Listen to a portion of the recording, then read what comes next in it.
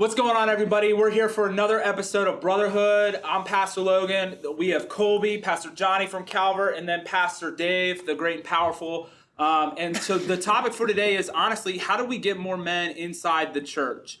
And so there's a couple of things that I think would really help us attract more men into the church. I know it's kind of weird saying attract more men, but honestly, I think it's something that hit me a couple months ago, and I want your all's perspective. But I think healthy leadership, actually physically healthy leadership, would go a long way into attracting more men. I started the year off trying to get healthier and lose a lot of weight because I'm having a kid.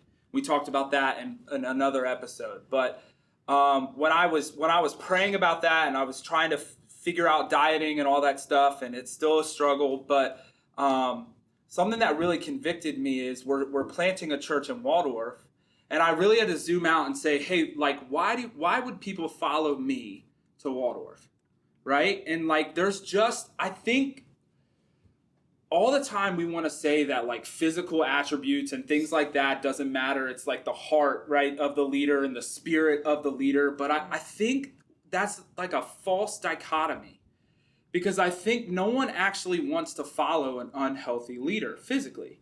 I really think that, and just talk about terms of longevity. How many people do you know that are overweight and not necessarily taking care of themselves health-wise? They don't last long. And so why would I want to follow someone that I don't think might not be around for a long time? And so what are your perspectives on how we can get more men to follow leadership, pastoral leadership or church leadership and things like that? I've literally never thought of it that way before. Really? So yeah, that's I'm grappling with that in my head now. Maybe it's because I don't have any muscles and I wish I had some. Yeah, but me too. It's all insulation. Yeah.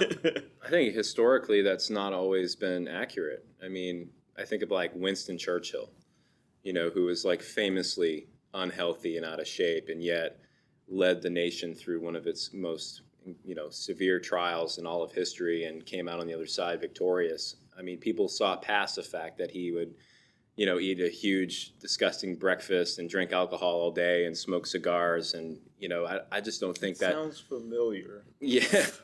Yeah, never mind. I don't think it. I mean, maybe people will judge the person when they first look at them, but if that person's a capable leader and demonstrates characteristics and qualities of a leader, I think that people will quickly realize, okay, there's more to the book than the cover, and they'll see past all of that. But let me push back on that real quick, because you brought up Winston Churchill, and I think that there's a difference in people following a political leader and people following a spiritual leader. In my mind, following a spiritual leader is completely optional in 2020. I get to pick and choose who I'm going to follow as a pastor. Yes, the Holy Spirit works and you need to follow where the Holy Spirit's leading you.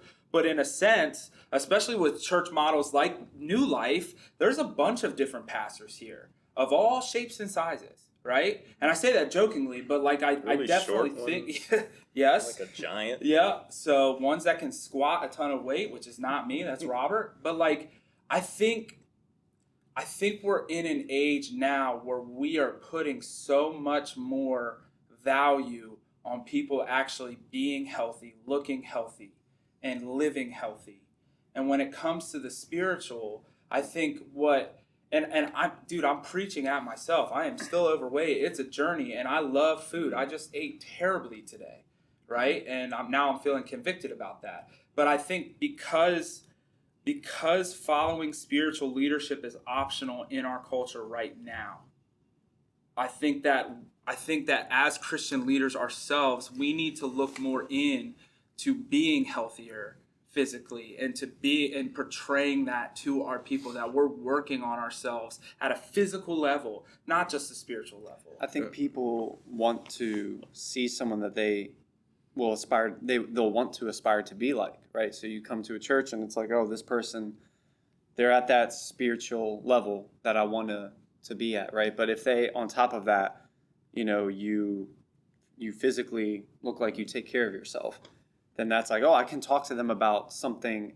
outside of, following God. If maybe that's going to make me uncomfortable, like I can talk to him about, does he go to the gym and where, because like at Calvert, at least, man, I've seen Pastor Curtis bring in so many people just because of the gym. People that would never show up. Mm-hmm. But he'll walk in the back and be like, let me show you the coolest part about this building. And like he uses that as, that's like he says, that's my one trick. Like that's his avenue, but it works, dude. And people will work out with him that don't want to be in service. And then eventually they come in to sitting in service because he took the time to talk to them about health. Because I think everybody wants to be healthy, whether they admit it or not. Yeah, I mean, I think that's going to work anytime, whether it's working out or anything else, because he's connecting with people and he's being, coming on their level where they're at, and it could be working out, it could be anything, it could be cooking, it could be playing video games, it could be any one of those things. I don't think that being a leader and being physically fit necessarily have to go in tandem. I don't think that if we have a bunch of jacked preachers that it's going to get more guys in here. I just totally don't, because if that's the case, I don't want to name a bunch of names, but I'm looking at the swath of different Christian leaders that are out there, communicators that are very famous, who are heavy set men. They're just bigger guys, and they're not known for being physically fit, but they're known for being great leaders, great communicators, and men of godly Christian character. It's no joke or accident, I should say, that the Apostle Paul and others in Scripture, when they're talking about the necessity to be a leader, what it takes to be a leader, none of them say a trim waistline.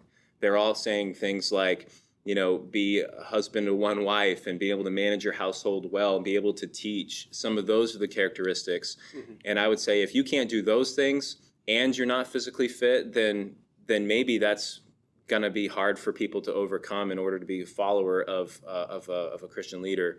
But I think if you are able to demonstrate good character and be a strong leader, people aren't going to look at your waistline or any of those things. They're going to see who you are and what you can do, and that is what they're going to aspire to. And the second part of that too, I think, is that some people need to follow somebody that they feel is accessible for them. I mean, if everybody felt like they needed to become like Stephen Furtick or like as skinny as Matt Chandler, that's just an impossibility for some people. That they're never going to aspire to that. But if they see another, like a heavy set person, might be like, okay, there's somebody who's like me, who's living the life that I think I could live, and they see that character, and that calls them up and out. It makes it possible for them. That way they don't think that, oh, I have to be like that in order to be a godly man or to be a preacher. Yeah, let me clarify what I was saying, because now I definitely don't think that being physically unhealthy disqualifies you, or else I shouldn't be a pastor, right? Like I guess what I'm saying is I think right now in our culture today, with social media, with things like Instagram, with stuff like that, young people, right, millennials and younger, are looking for leadership that at least is making an effort to be physically healthy. And maybe I'm completely wrong. And I want to stress, I don't think it disqualifies anybody.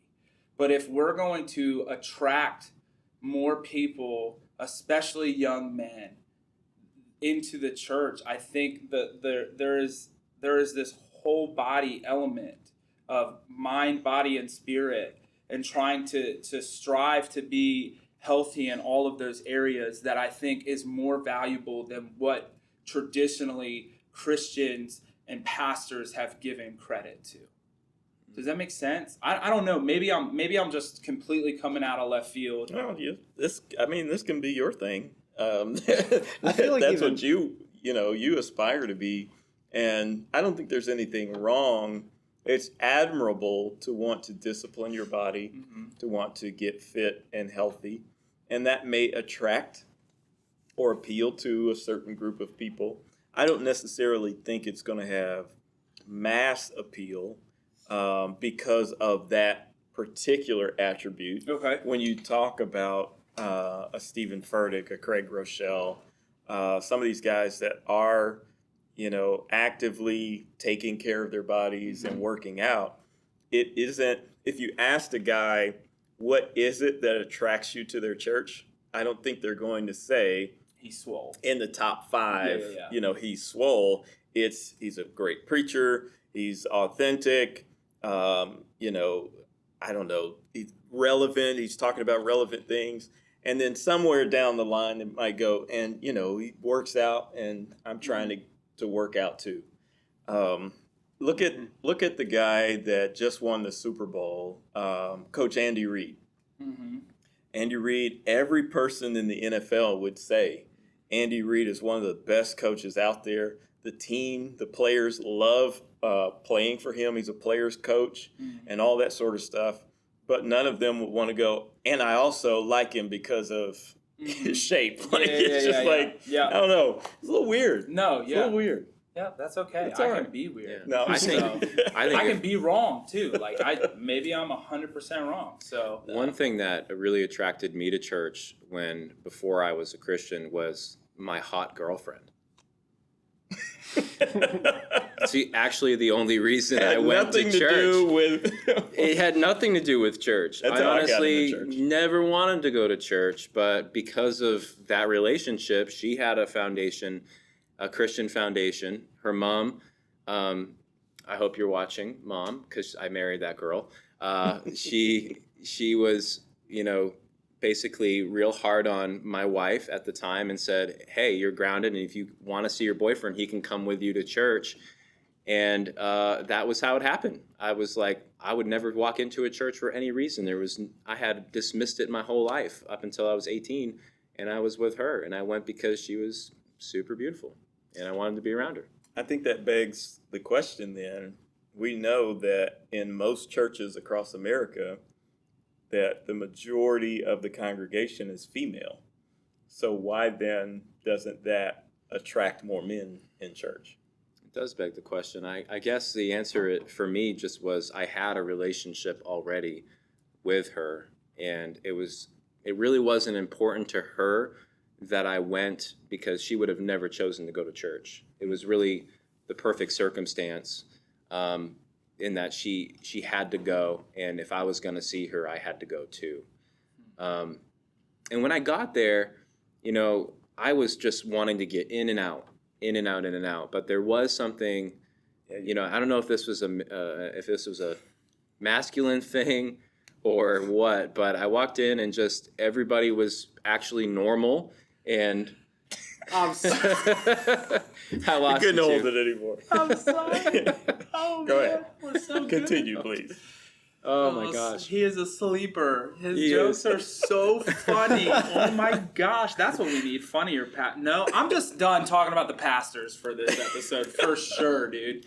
Yeah, well, so I was going to say, I don't know if it's a masculine thing or not, but when the band got up, the woman was the worship leader, and she was amazing. And there was something disarming about having her up there. And I really haven't thought much beyond this, but I'm reflecting right now, and that meant something when I first heard her. I was almost surprised by it. And then secondly, when the pastor did come up and speak, to your point, he was really down to earth and normal. Because I don't know about y'all watching or you guys, but my whole perception of church was that those people are kind of crazy. They believe weird stuff. They wear weird underpants. That was a thing. But anyway, so No, you're good, man. I wanted nothing to do with it. But when I was there and I was listening, it mattered that that lady was singing, and it mattered that that guy, my pastor at the time, could communicate in a way that I understood, and that he was normal and that he was funny. I mean, that really spoke to me. It did disarm and tear down some of my walls that I had at the time, where I just wanted to dismiss the whole thing. But because he was funny, because he was relatable, it made me think. It made me say, what if there really is something to this? For me, it's less. I mean, a part of it is the pastor. I need to be able to relate and understand, like, what he's talking about and visually how he's communicating. That makes a big difference to me. But I think initially, getting into church, it was more about the aesthetics of the church that communicated, I'm welcome here, or they didn't design this with me in mind. Yeah. Okay. And so I think there's like an era of churches that were built that we talked about this on another episode. They all had pink or purple or fuchsia, some carpet, and the pews were all that color. And then you've got a guy on stage or in the pulpit that's wearing a dress. We know it's a robe, but if I'm a man that's never been in church before, I'm walking in, there's a choir, a whole bunch of people in dresses, men and women. And then what we're singing is love songs to this person that we can't see. And as a man walking, I know I had been in church before, but when I was 22, 23, walking back into church, being reintroduced, those were all the things. I had looked past all that before, but I saw all of that and was just like, this is kind of like, this isn't for me. But I was there because of my future wife, and so That's 2 out of the 4 right there. Get more women to, anyway. But it's something that I think through now, like even in the architecture of a building, in the setup, in the things that are offered, we have to think through, how is this communicating to everybody? Yep, especially men. Especially guys. Barbecue wafting through the doors, shooting range down the hallway, Axe throwing. some very That would be manly dope. things. That would be really dope. No, We I'm should not. do a men's night. We That should. would be cool. That We would should. be cool. Brotherhood meat. night. Deer meat. Deer meat. I mean, it says it all in our graphic right here that we Yes. have a delicious looking I steak. thought that was a on the femur, grill. straight up. I thought like some dude had his leg ripped out, and that was I didn't understand. Which is very masculine. That is. It's very 100%. masculine. Pain is masculine.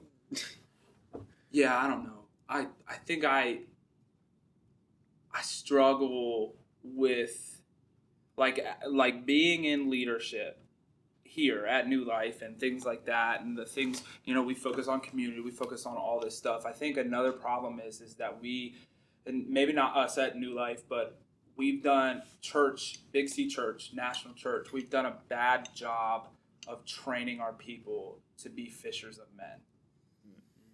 And I think that is probably past all the stuff we've talked about, which it's all been valid. But like, what would you say? Like, how do you communicate? Because like for us, we say it's being on mission, or we need to be evangelists, or things like that. But like, how do we get people to actually take that and live it out? That's good. I think we got to give men tasks in church that they feel like they can do, because I think it ties in with the robes and with the color carpet and all of those sorts of things. I think a lot of the tasks, besides preaching maybe, had been at one point a lady's job, considered for however long.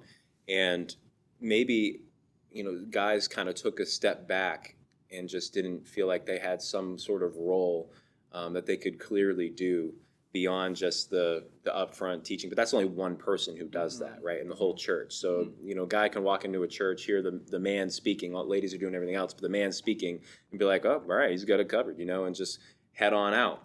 But if there were some missional things that guys could do, maybe we would see more men be interested. I think back to a couple church experiences I've had. We used to have this men's summit. And shout out to Prescott Wesleyan Church, now Framework Church. And they used to, I'm just right there. They're all watching. Hey guys. Thank you. They used to do this men's why. summit. And for the first few years, we called it the Men's Prayer Summit. And we kind of kept that name. And it was intended to be a very spiritual retreat. And for years, that's how it went on. But then things began to shift because less and less men wanted to go. Because we were just going to sit around and pray. We're going to drive all these hours away to this beautiful location just to pray. And there's merit in that. It's important. But what we found is that guys want to be brothers. They want to do stuff together. So we decided that we would add some fun into it, And one of the biggest decisions we made is that we would add a work component to it. And the first time we told guys that, they were like, what? I'm not going to pay to go to this retreat where I go work. Like, I'm getting off work to go to this thing. We're like, trust us, it's going to be good. And we would go to this place, this huge plot of land out in the middle of nowhere in Jackman, Maine, called Moose River Outpost. And That's about the man. like, it's got the best name, right? and it would be at the end of the summer, fall season, and we were the last group every year that would be there. And we just told the campground, like, listen, we want to help you guys. We want to be a blessing to you. What can we do around here to help? And we're a bunch of like lumberjacks from northern Maine, right? So we bring chainsaws down and wood splitters, and we're just a bunch of hicks. But we roll up and we close down the whole campground for them in a matter of like 2 hours. We used to calculate it out. We do like 85 hours of man work for this place in 2 hours because of all of us guys. And that 2 hours of tossing wood around and cleaning boats and building things and wiring things actually was the thing that made us all better friends. And we got to know each other, because when you're in the thick of it and you're rubbing shoulders with somebody, you get to really know them, and you have that shared experience, that shared struggle. Yeah. And it did something in the men of our church. And after that first year, our numbers went up and have consistently stayed up at that church ever since. And what's been cool out of that is a lot of men have emerged as leaders. Men have gotten involved in more ministries and various programs, guys leading their families better. Like, I'm not going to say it was all just that, but it certainly was there was a direct correlation between the two. Well, men we like to accomplish something, a task, or have that camaraderie amongst brothers. This is something that's set before us, a problem that needs to be solved, an obstacle that needs to be overcome. And so we're going to climb the mountain together. And then when we've done it, we can stand and enjoy the fruits of what we've done together. And so I think a lot of men, where we've done men a disservice in church is, like you said, they walk in and they don't see where they can contribute anything. And if we make it so that there are already places where a guy could visualize himself in, or we just do an open invite, like asking for, men, we need you in these specific roles or in these different ways to help us. I think that would go a long way, because otherwise guys will continue to come, but they won't see a reason to ever take that next step of getting involved in what we do. They'll just consume it. But when we give them the invitation, or we say, there's a problem that we can't solve, we haven't figured it out, we want to invite you into it, man, guys will sign up for stuff like that. Yeah, for sure. So and a lot of our biggest, like throughout history, our biggest leaders, we like to call them apostolic kind of leaders, have been guys who have done that, right? They've solved a problem, right? They've broken into, it sounds bad, it sounds illegal. They've found a way to overcome a barrier, to get into a new culture, or to solve a problem, and they've done, time and time again throughout history. You see that repeated, and like that makes a lot of sense, and it would be really something to think about going forward, and whatever we decide to do for ministries, here at New Life, or whatever we're doing. Ministries. Yep. So, well, thank you guys so much for being here and talking about this. This has been another episode of Brotherhood. Real quick, we're going to wrap this up a little bit differently. If you're a man and you've been tuning in to these, and maybe something you want to try out or pitch to us, something to try to get more men involved at the church, write it in the comment section below. Johnny has agreed to read every single comment, as well as our producer, Kevin. We love you, Kev. Thank you so much for committing to that. We love you guys, and man, we have been just having a blast putting out this content, and be healthy, and we love you. See ya.